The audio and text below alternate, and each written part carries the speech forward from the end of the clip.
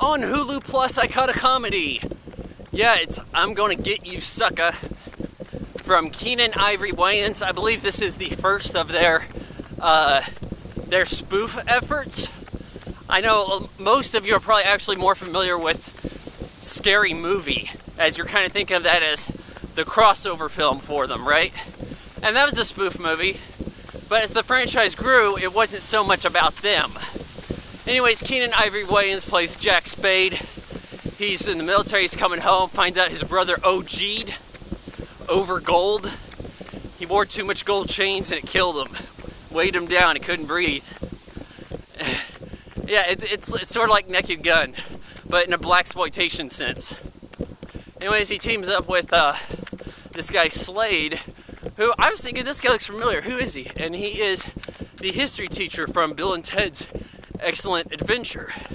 So he teams up with him, and then Isaac Hayes and Jim Brown get into it, and they're kind of getting their old gang back together of busting up the man, that is. So Jim Brown and Isaac Hayes come in, and as they're getting into the action sequences here, this being a comedy, of course, don't expect a whole lot of in the way of the action, but you do have a funny tooling up scene where Isaac Hayes has like so many guns on him that when they're ready to roll, he slips on a bullet and all the guns go off, and that like knocks him out of the movie. Steve James is in it as your black karate guy, and I guess they kind of got him because he's in the American Ninja films, but he doesn't do a lot in the way of kung fu. So the martial arts there is more show than anything. The cops just show up and blast him. The bad guy, not much to be made of that. But you know what? There are some good jokes here, and they're not too terribly obtuse.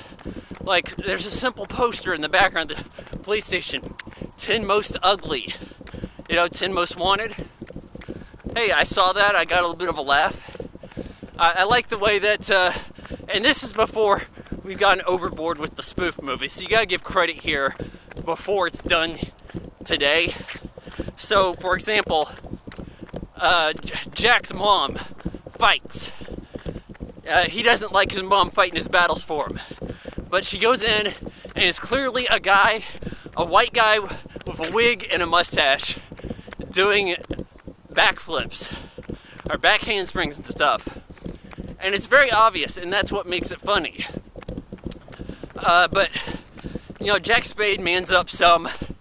He has to rescue his dead brother's wife, who is his love interest. It seems like she ran off with the guy who over gold because he was in the military. And he saves the day, and largely without the help of his brothers. But it turns out everybody's okay at the end, actually, too. You know what? This was a movie I was quite okay with. I mean, there were some bad edits here and there. Somebody will be talking, and they're off camera in a way like, what happened to that footage? Did you lose it? Or somebody will make an appearance, like Jack's mom did.